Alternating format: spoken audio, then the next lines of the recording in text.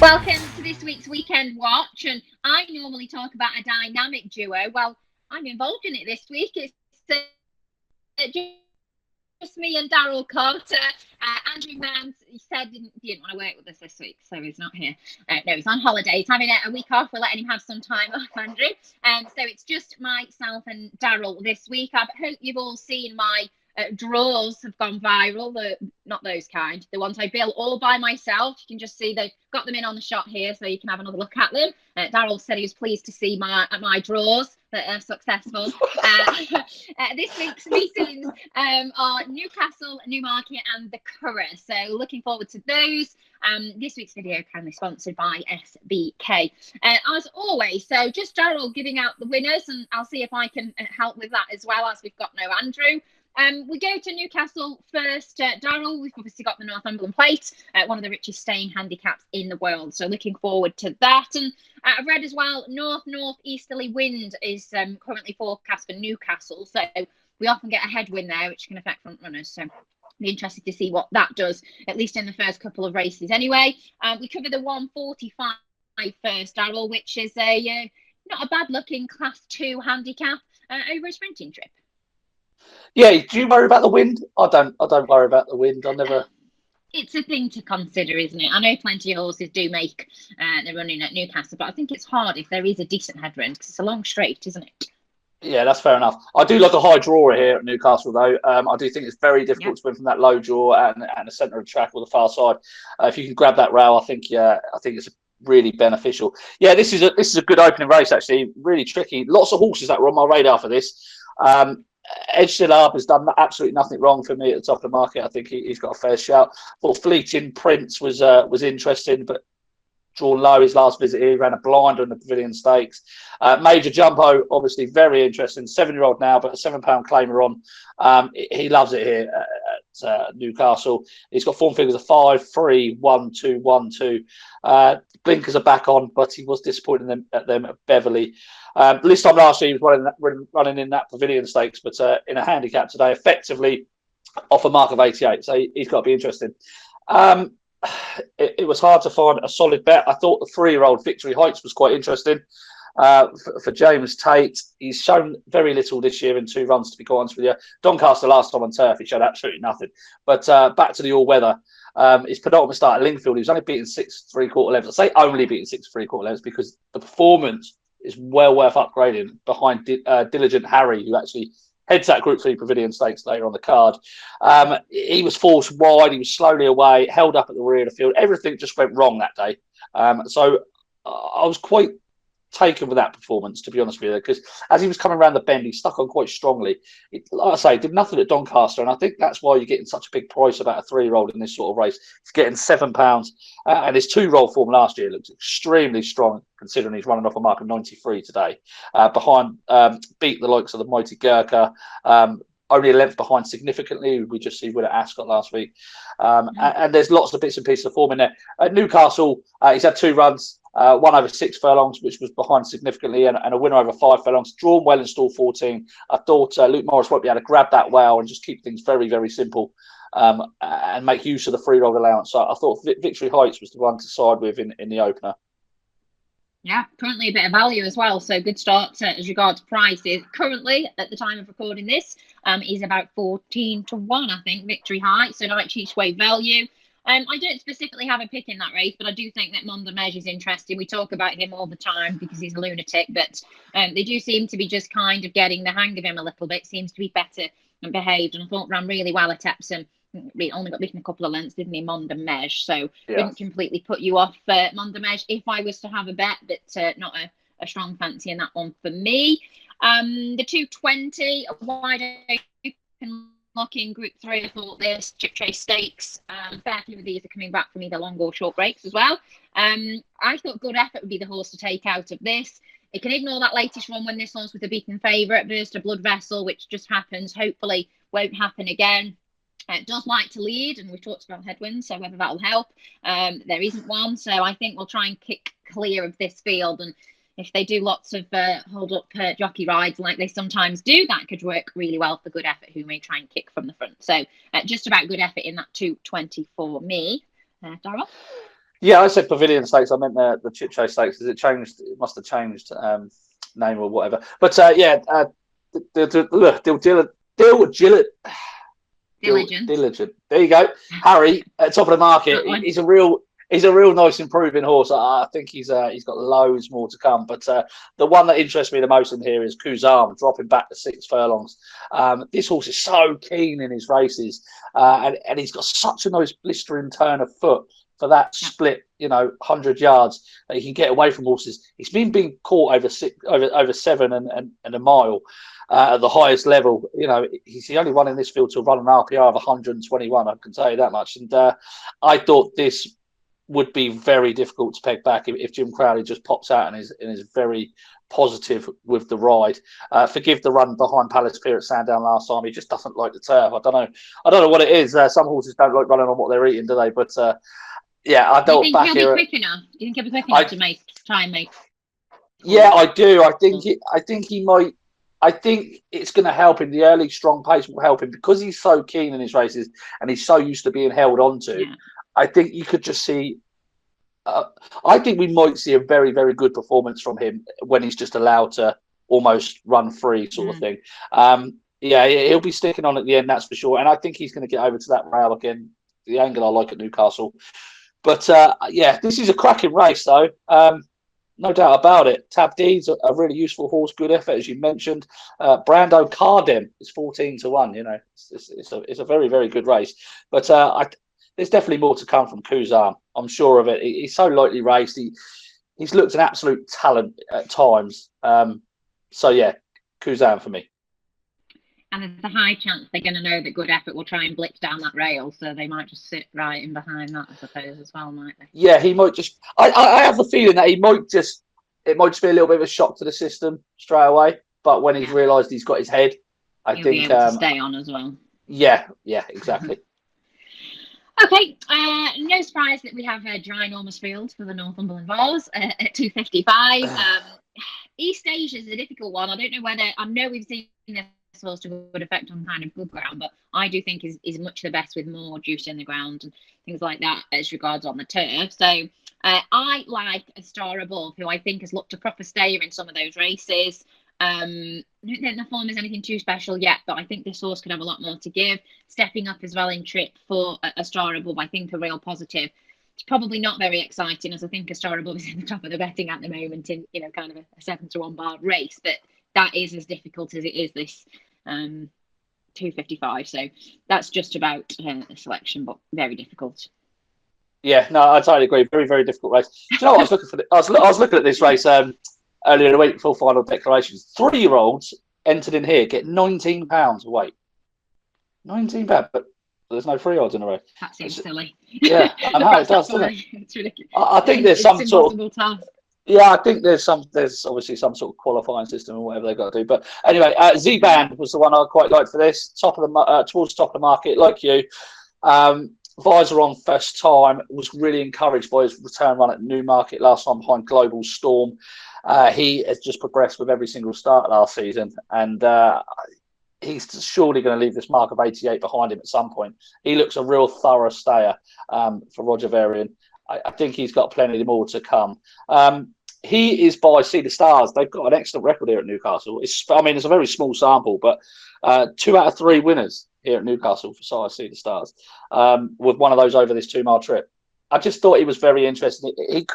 He's got the potential in here to go on to bigger and better things, I thought, going forward. So he's the first on the list. The other one was Autumn War for Ian Williams. This horse has shaped so many times like he wants a mammoth trip. Ian Williams is your go-to trainer for these sort of races. He won this race in 2017. I do like this Autumn War quite a bit. Twice he's run over 1.6 and he's won both starts. That's the furthest he's ever been. I think he wants a real strong stamina test, and I think the all-weather is the only time to be with him rather than on turf. He's 33-1. That's a fairly sizable price. I wouldn't put you off a couple of quid at 33-1. Yeah, huge price. As you say, currently 33s has drifted as well since the market came out. So, at the moment for the market, I think East Asia was what I've got here. I've looked at two different ones and they both said two different things, so don't quote me. East Asia is currently 9-2. We've then got a Star Above and Zeeband are both about 7-1. So we're kind of giving you both a bit of an each way pick there, but very, very difficult race, that 255. So, if you pick the winner of and it's not either of those, do let us know because you've done well. On to the Northumberland Plate and massive opportunity for Reese Clutterbuck. I was watching Kai Sports Racing the other day. Holly Doyle rode a winner. They interviewed her and she'd said at that point she thought that they were going to claim off Trueshan so she wouldn't be riding, which is exactly what's happened. Reese takes off £5. Obviously a massive weight to carry for Trueshan, which will be why they're trying to claim a little bit off. I really like Joseph O'Brien's horse in this. Irish raider Grandmaster Flash, who I think is about 12s at the moment. This horse's form on an artificial surface is what we're interested in. It's just not the same horse on turf. As Daryl said, some of them like eating it more than they like running on it. It's 3 from 11 on the all weather and only a couple of pounds above the last win as well. So I think he's still got plenty more to come. And the thing for Grandmaster Flash is he looks just as good over 1.5 miles as he does as over 2 miles. He's got plenty of stamina and good turn of foot as well. So yeah, like Grandmaster Flash, and he's an each way price as well. So that would be mine in that 330. But again, Daryl, not an easy race to try and find the winner of, I'm sure. No, and it makes it even more difficult with Trueshan at the top of that market because there are very, very few negatives to take him on. 4 of the last 10 winners of this, just a little stat for you, 4 of the last 10 winners are prepped at Chester. None of the last 10 at Ascot. Yeah, none of the well, we've got a couple in here coming from Ascot, having a quick turnaround, dubious affair, etc. I'd be against those sort of horses at this time. So it's a positive for Trueshan that he didn't run it. Well, yeah, perhaps, yeah. 4 of the last 10, you know, I was just trying to find little ways of trying to take Trueshan on, to be honest with you, and I come up with absolutely zilch. It's got by far. At Chester last time. He did, exactly. There you go. I was actually going to mention that Grandmaster Flash would be perhaps an each way play. He's been well supported this week as well, hasn't he? 33. Yeah, I think he was 33s or 25s when the betting opened. He's 12 now. Yeah, so they do fancy him quite a bit. I just was struggling to find the negatives for Trueshan. His form is absolutely rock solid. It was an encouraging return run at Chester behind Japan. You know, dubious affairs in its second favourite. He beat it by 61 lengths in the long distance cup. I know it's a big weight to carry, but they've played a good card here with Reese Clutterbuck taking off 5, I think. He's by far for me the best horse in the race. I did like the look of Roginski, but you know, on the figures and stuff like that, he's got so much to find. And if I can't find a negative with a favourite, then I'm not going to try and take him on. It's as simple as that. So I hope I'd like to see Trueshan win. It'd be a great way. He's not horrendously short. No, he's not. He's what is he? 9-2 at the moment. So yeah, and that's the other thing. If he was around the 9-4 mark in 2-1 or something like that, then you could probably look at it and go, right, do you know what? There are no negatives against him. In that race. But we'll try and take him on because of the price.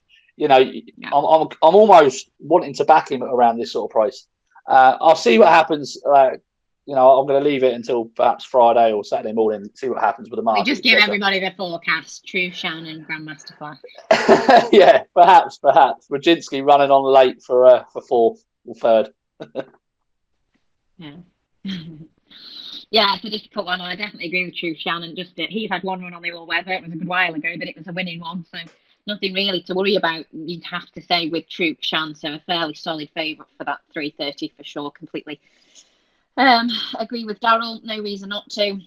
I think that's it, isn't it, for the Newcastle? Is there anything else you like in any of the other races at Newcastle?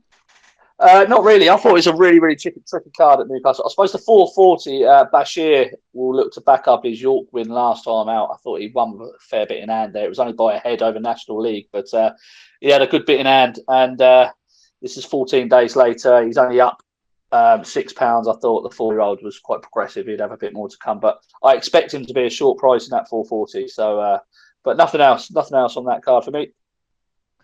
On to Newmarket we go then. So right down south, we've got some showers forecast, I think, at Newmarket over the next few days. So that could either change decisions or whatever. So as always, do check out Daryl's social media and GG, of course, if he changes his mind or if you find anything else due to the weather. we got some quality group and listed contests actually at Newmarket. Looking forward to it there.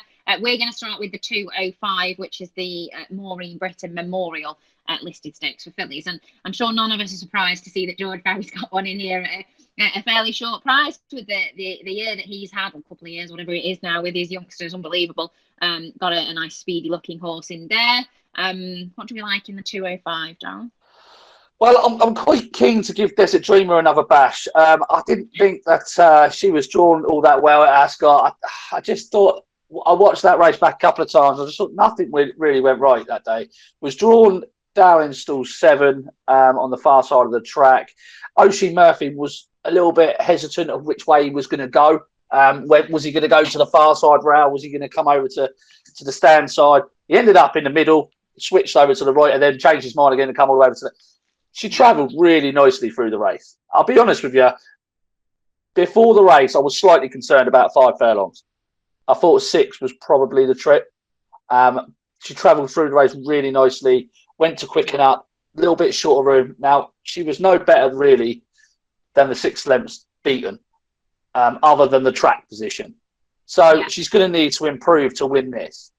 But back here at Newmarket, she's looked so impressive in her first 2 starts, over 5 and over 6. The form has worked out really well.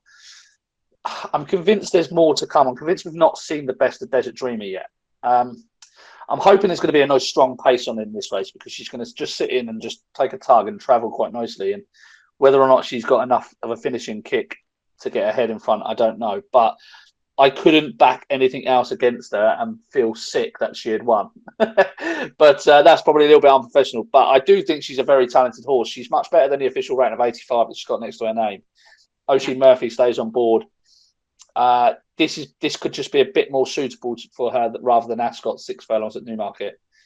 We'll see. This will tell us where we're going to go with Desert Dreamer after this race. But this is a belting race. This is the Jat for Simon and Ed Christopher. Absolutely bolted up on debut at Thirst. So green, hung left right across the track, but looked some talent. And the time figure wasn't anything to shout about, and the bare form wasn't anything to shout about. But it was a really impressive performance. This race does produce good horses going forward, so it'll be interesting to see how that one fares. And there's one at a bigger price that I thought not to write off, Fabiosa for David Evans. Why on earth they continue to run this horse over 5 furlongs, I don't know. This is a stayer in the making, I think. So stepping up to a stiff 6 furlongs at Newmarket's July course, I thought would really suit that horse well. There's definitely more to come from that one, so I wouldn't write her off. She's a big price on the day. Yeah. I also, you won't be surprised to hear, like Desert Dreamer.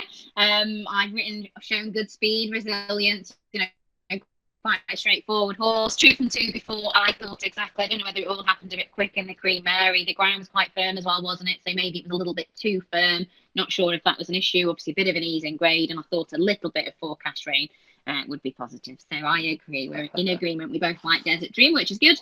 And it's currently about 7 or 8 to 1 as well. So, an each way price if you want to give yourself a bit of security, hopefully. The 240 at Newmarket, Fred Archer Stakes, listed contest. We've got Logician in here. Is it going to be this straightforward? The betting kind of suggest it might be. We know Logician's had issues, but obviously dropping in grade. I couldn't have him.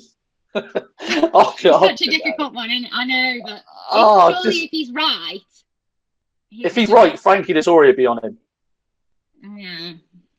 If he's right, Frankie would be on him. I don't know. He's not shown anything like he did. Back in 2019, has he? It's now been a long time since then, and he was behind Desert Encounter in the Cumberland Lodge this penultimate start as well. So.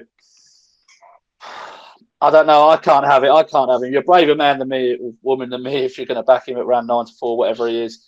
I think they've sort of given up and succumbed to the fact that he might not be the top class horse they thought. I mean, there was a time that he was talking about the arc, the arc for Logician, but here he is in a listed race. I went through this a couple of times. There's loads of pace in here. Pablo Escobar can go forward. Outbox likes to lead. Winter Reprise likes to lead. I thought this might just set up for Desert Encounter. Now, this is the last time I'm going to back Desert Encounter because I'm sure you've given Desert Encounter every other week. Desert Encounter. This is it.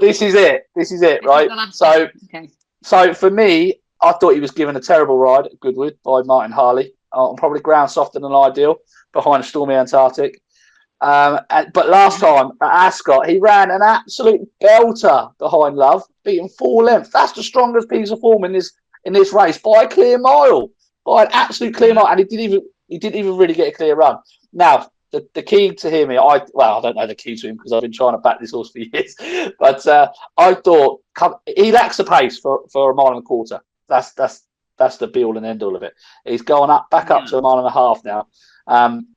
Whether he's going to finish out, put his finishing effort in is another question. But I think they've turned him out quite quickly 10 days later because he's in such fine form at home. I mean, I know it was 5 or 6 at Ascot, but it was a really good run. There are question marks over Logician, of course. Max Vega's returning from a long layoff. Outbox shouldn't be good enough at this level. Neither should Winter Reprise, who's already been behind Desert Encounter, and Mrs. Hyde. I'm not sure what to make of Brian Ellison's runner in here, to be honest. So it left me with Desert Encounter and Pablo Escobar. Now, Pablo Escobar has finished ahead of Desert Encounter the last twice, or twice they've met. But his run last time was so poor, it's very hard to make a strong case for him at the moment. He was beaten 15 lengths by Sir Ron Priestley at Newmarket. I can't quite easily forgive that.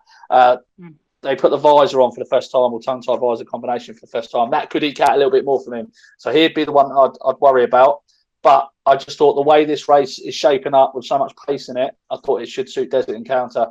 And I'm hoping he's just going to go through with his finishing effort and finish strongly. So, yeah, last chance saloon for Desert Encounter. I hope he's listening. This is his last chance. This is your last chance. Okay, yeah, difficult one. There's 350. We got a Group 3 coming up, and currently I think we have Kinross at the top of the betting, who we know was a last time out winner. Quite a few horses in here actually who've been in, quite good consistent form of late. I suppose I should expect for a race of this nature.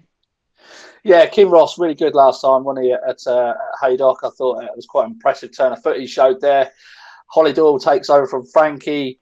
I've just got a concern. I mean, I tipped him last time. I enjoyed his win. It was really good, but I've just got a concern about whether he can back it up or not, Leonna. This horse has won. All of his wins have come when fresh, and he's not really put anything two good runs together for a long time now. He has been gelded, obviously, prior to that Haydock run. That could make a difference. We may well put it together here. But I thought this stiffer track would suit Gloria's Journey, and I thought he might be able to reverse the form. He was a good second to Limato in this contest in 2019, and he hasn't got a lot to find with Kinross on that Haydock run last time. He was sticking on quite well at the finish.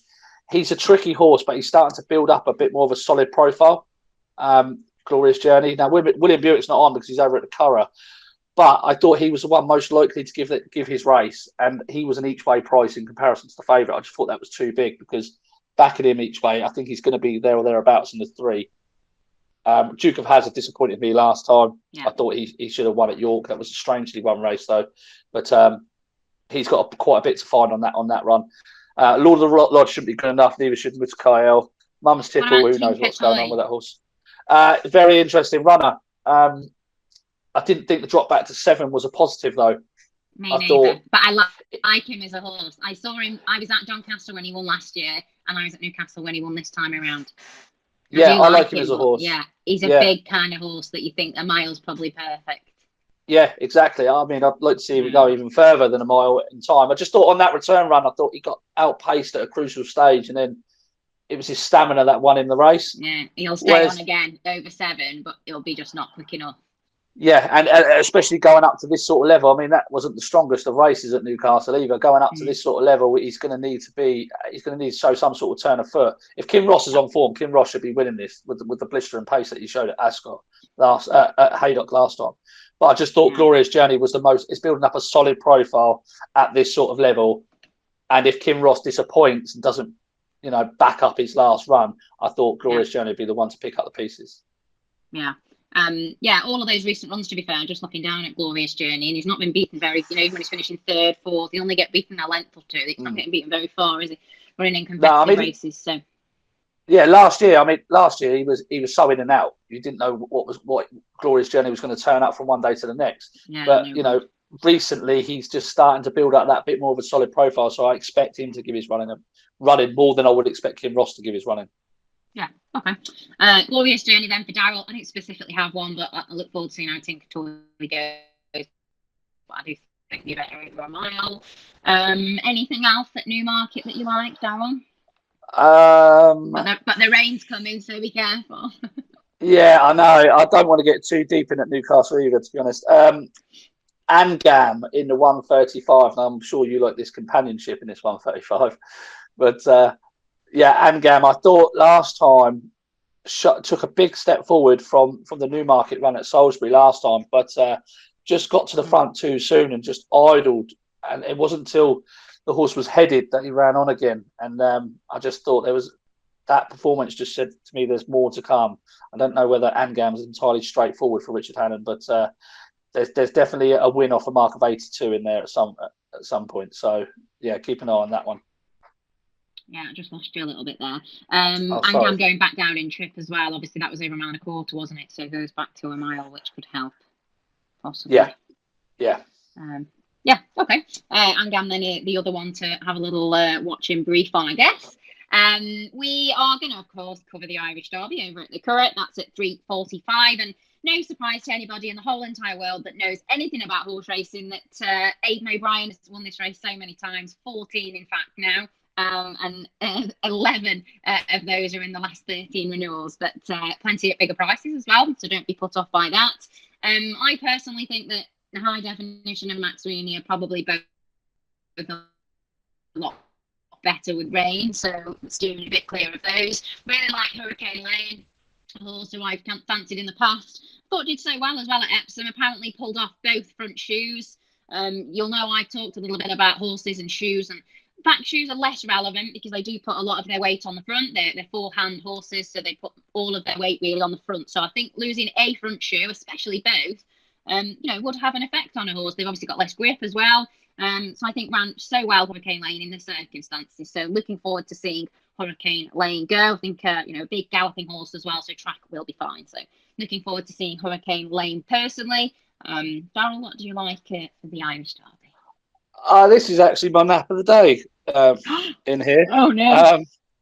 Yeah, it's yours in here. Brave. You're brave. Yours in it? No. It's at the Curragh, but it's not in this. Ah, good. I don't want that embarrassment again.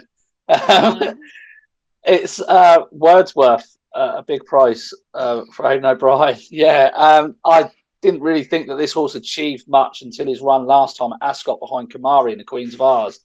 Yeah. And I just thought he couldn't get going. He couldn't get going coming around the bend. And I thought that short home straight at Ascot just didn't really suit him. By the time he got going, the race was almost over. Now, obviously, that was over a mile 6, but the drop back and trip shouldn't be an issue because he was actually winding himself up before he got stopped in a run on the turn into the home straight. Now, that Queen's Vase normally works out quite well every year. They sent Santiago last year to the Queen's Vase and then turned it around quickly 10 days later to come and win this race. Yeah. This Wordsworth is literally improving so much with every single run. I watched every single one of his in succession to see the improvement in this horse. Yeah. And I mean, just 2 starts ago back at Navan, he didn't even really know what he was doing when he was beaten by Sir Lucan. And I just think every run he's improving quite a bit. And I think he's quite a talented horse. He's been a big talking horse for the yard for quite some time. And he can get him at 20, 25 to 1. And he was only beaten 3/4 of a length on debut by High Definition over a mile. Now, that run, a lot of people raved about High Definition, but he came from a mile back. But he wasn't the only one to come from a mile back that day. There was another horse in there called Flying Visit who literally ran an identical race to High Definition. And I'm just not entirely convinced that the High Definition has achieved anything to warrant such a short price at the top of the market. I mean, look at the price comparison between High Definition and Hurricane Lane. We already spoke the other week that Hurricane Lane, we felt that Hurricane Lane would have, held him if they had met again. It didn't go to the Derby, so I don't know if there's been some sort of setback or if it was the case of, we're going to let Baashir Ballet run the Derby, we'll keep him for the Irish Derby. I don't know if I believe all that. With Aidan, he normally, if he's got one good enough for the Derby, he'll run him in the Derby. So, yeah, I'm just not overly convinced by high definition. I thought coming back and trip for Wordsworth could be right up his street. And 25 to look, this year, I don't think this English Derby this year was that strong. And I don't think we've had too many standout 3-year-olds. This horse is only just getting going. So, big price, he's got to be the nap of day. I think he's going to be in the 3, definitely. Very brave. I read something this morning. Do you know how many times Ryan Moore's won the Irish Derby, considering how many times Aidan O'Brien's won it? How many? Never. Well, it just goes to show, doesn't it? The jockey bookings don't really mean that much. I think we need to check, but I've not made it up. I read it this morning and I thought that can't be right. Well, obviously, if it is, that's ridiculous because, of course, we know that Ryan Moore gets to choose each year which horse he wants to ride for the last however many years. So out of the last 11, 13 runnings, he's never chosen right, or they've never steered him to the right horse. That seems unbelievable. Yeah, Shamey Heffernan's won it. Made it up, but I've read it. Yeah. No, Shamey Heffernan's won it twice in the last 4 years. That's what I mean. Don't worry about Ryan Moore. The wrong one again. Yeah, so I'm gonna stick with Hurricane Lane. So that's your nap. Where was it? You are going brave. Well, I'll give you my nap now then. Have you got anything else you like at the Curragh before I give you my nap? No. Perfect. So my nap is in the 305. I hope you saw this horse. Dr. Zempf. How good was this horse over course and distance on debut? Loved him. Bolted up, beat. So was too keen as well, so still won despite that. Beat Elliptic, who of course come out and ran quite well at Royal Ascot. The third horse in that race has come out and won again since. Just no negatives for me. I think currently, again, at the moment, time of recording, I think is about 4-1. So for a horse who I think will have so much more to come, the yards horses would come on for a run as well. So Dr. Zempf in that 305 is my nap of the day. So I like that horse in 4th as well. Value as Daryl, but yeah, I like think the race is probably good. Yeah, I think it's probably a good race. Very good. So Dr. Zempf is my nap, but not the value of Daryl's, unfortunately. Right, have you got anything at all that you want to mention from anywhere else? There's a really good card over at Windsor. Not entirely sure what price Canonise is going to be in the 3 o'clock, but I want to see what the weather does over there before Saturday because it's already soft. Would you rain down south? Yeah, it will do rain down here. And it's already soft at Windsor, so just hold fire on that card for the moment and see what happens. Yeah. Currently, I'm going to say currently because he's probably made this up, but I've got 7-4 for Canonise, so we'll see. That's it then, I think. We've done our best, just the two of us. I hope it was okay. I'm sure it was nowhere near as exciting as having 3 people, but we've done our best. Me, Daryl, and the draws. My nap then, Dr. Zempf at the Curragh in the 305. Daryl's nap, he's going in a big one over at the Curragh. Wordsworth, who is a big price, so very brave. I hope you've enjoyed today, Daryl. Not too boring for you with just me. We obviously missed Andrew dearly, haven't we? Oh, you're a delight. I almost put a shirt and tie on because I thought we was going to have a little bit of a date. Yeah, we could have got ourselves a drink and all sorts. Anyway, we didn't. Hopefully Andrew will decide to come back next week for you. Hope you've enjoyed this week's podcast. As always, do keep in touch with us. You can comment on any of our social media feeds. You can also comment on the YouTube video. We're also on a podcast as well, aren't we now? So you can listen to us wherever you are as well. And don't forget to check out the GG website. So GG.CO.UK. Got all the race cards on there. There'll be loads of other videos. Of course, Daryl does plenty of other videos and articles that are written for you as well. So you can check all of those out. Thanks for watching, guys. Take care, and we'll see you again next week.